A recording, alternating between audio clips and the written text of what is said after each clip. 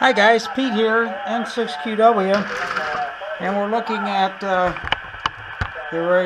rig I built based on the design from Charlie Moore's ZL2CTM. I want to make it clear, Charlie came up with the first unit. He shared the code with me, shared his design with me, so this is not something that originated with N6QW. It's just something that I essentially replicated from Charlie's design. I got criticized for not giving appropriate credit to Charlie, and he deserves all the credit in the world. So since I'm going to post this video, I want to make it clear to that person that keeps emailing me about Charlie did this, not you. Okay, so there we go. But I did do this. Kind of some interesting things with this.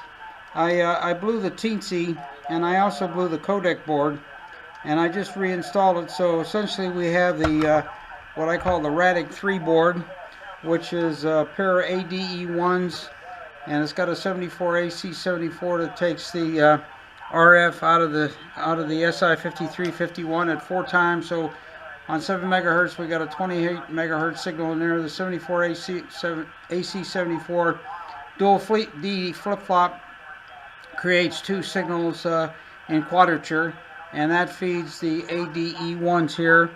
Got a little bandpass filter for 40 and 20 meters right now. The 40 is connected. We got a simple RF amplifier and off to a dipole antenna.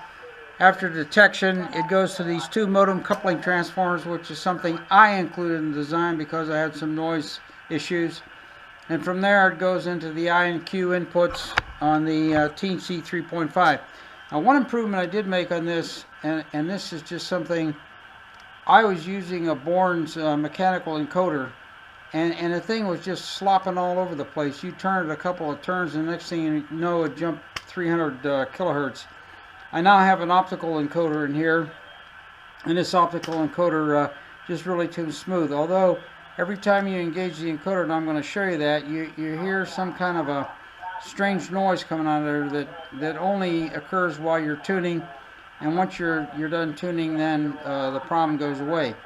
Now, something I have noted, we do seem to copy upper sideband, lower sideband signals. Right now it's set up for lower sideband, and it's on 77.15 and there it is in 7175.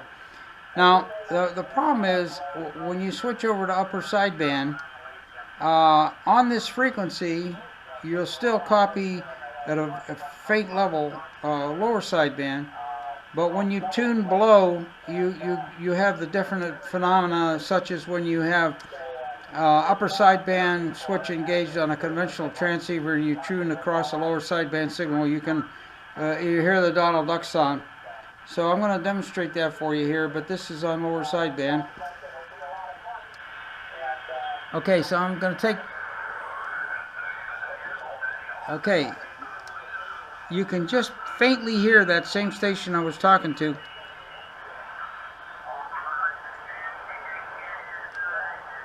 And there's the upper sideband like you'd normally hear it.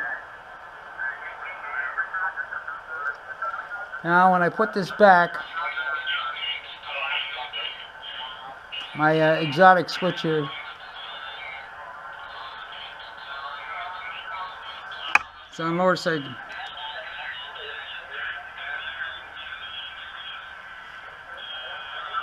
And there was a station. So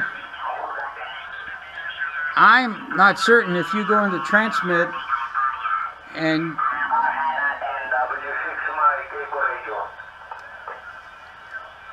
I'm not sure that if you go into lower sideband or upper sideband that you wouldn't get a lower sideband component. Say you're running 100 watts, you'd actually have something measurable at the antenna, but I haven't yet to test that. It was just something I noted.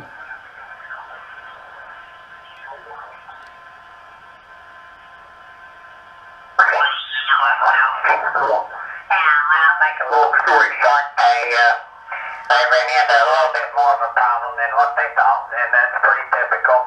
There was a big spot in the colon as well. There. It's on upper sideband, you're still copying it.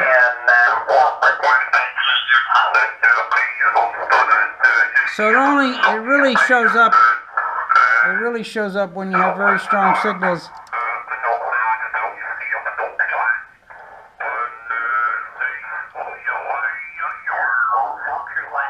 Went 3 hours instead of an hour and a half because of that problem. And then I got in there. So listen, that's upper sideband, and you're still copying lower sideband. So I think that's an issue. I don't know how to solve it. I don't know what it is, and it's going to require some more investigation. Guy talking about his bowel movement. That's kind of cool.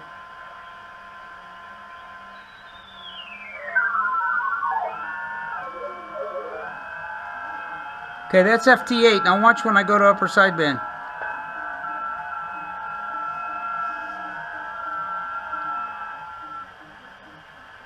So it's almost like you're copying both upper and lower sideband.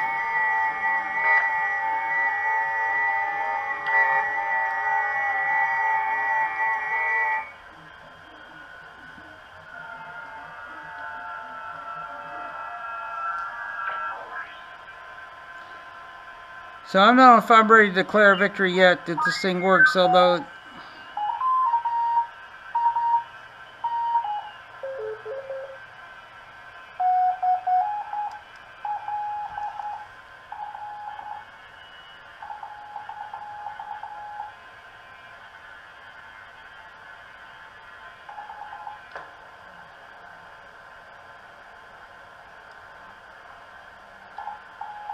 okay, alright, now watch.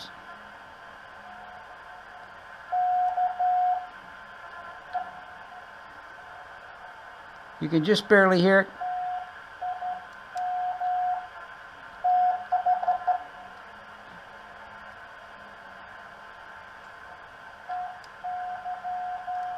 So, I don't know what that is.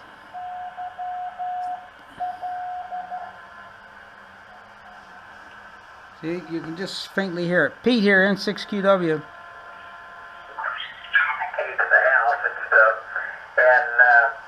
anyway, they visited with us for about a half an hour and took off. We may be real close, but I'm not sure.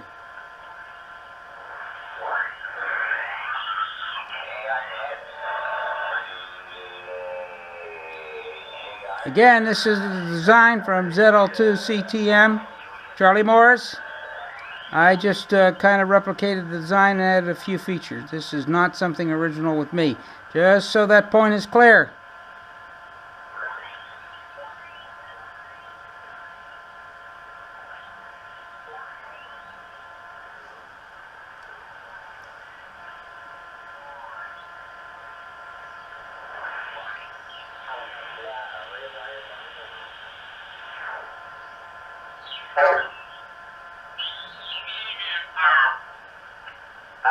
Quartzite at the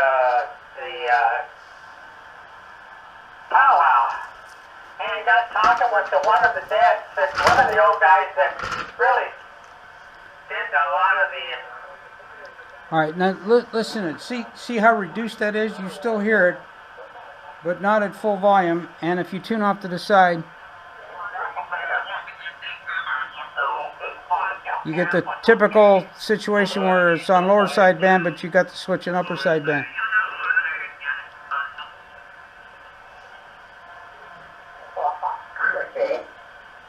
Well, you would tell me how much of it is pretty phony.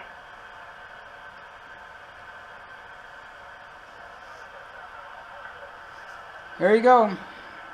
This is Charlie Morris's design, which I implemented with a few refinements, and I'm still working on it. So it's got a new Radic board, got a new codec board, a new Teensy, since I smoked the Teensy, and I think I smoked the codec board too.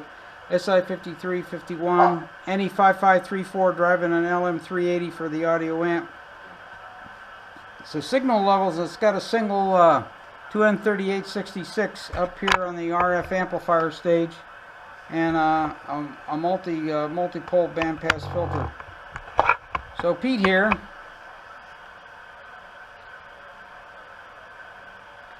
I think real strong signals could be an issue.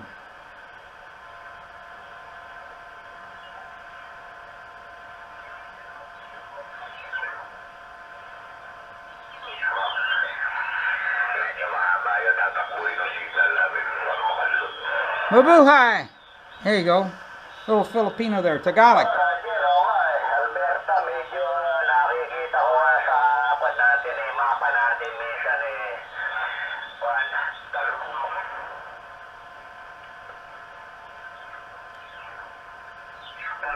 Hear that grinding noise? Something to do with the encoder.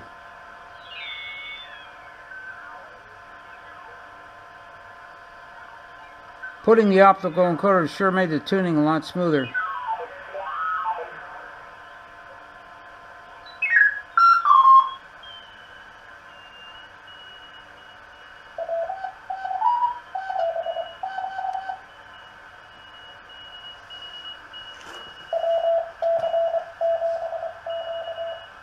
W7CQ, WC7Q, there we go.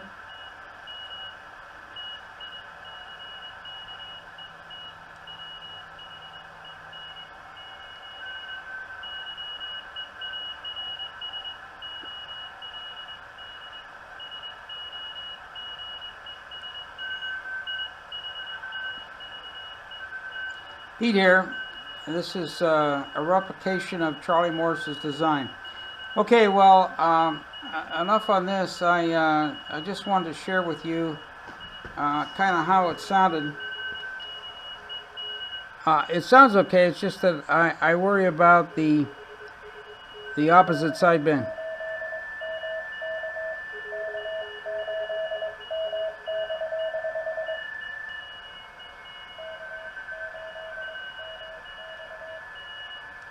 MX.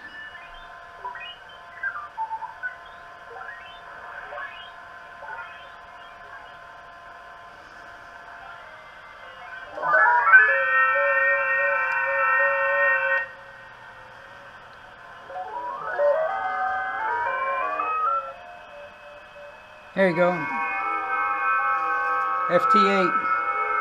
Pete here, and 6QW. Gotta love this stuff. 7 3s. Pete here, and you can see we have the rig set up for FT8.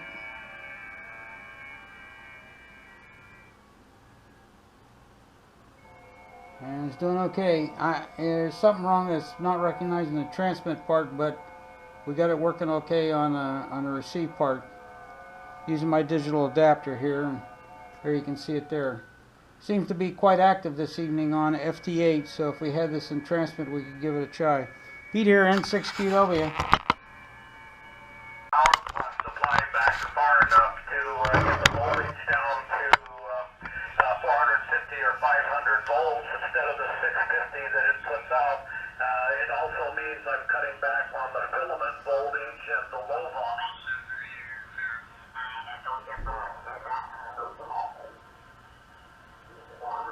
Like I had hoped I would be able to.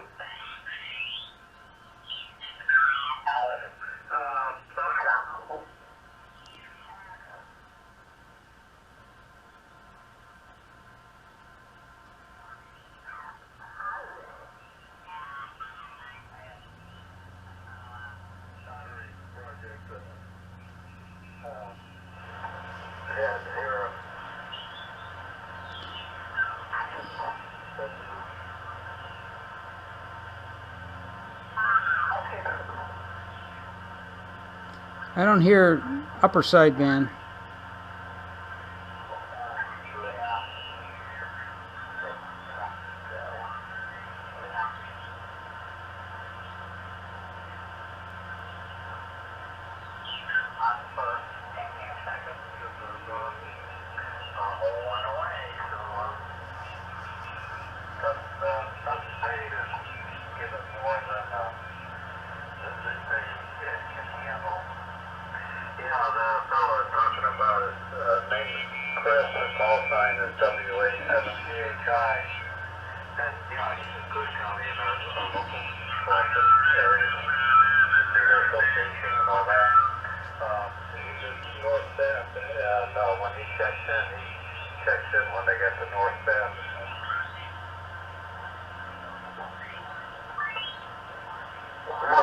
And very important item to have in the engine. So I say yes. I'm glad they found it. I'm not hearing upper sideband.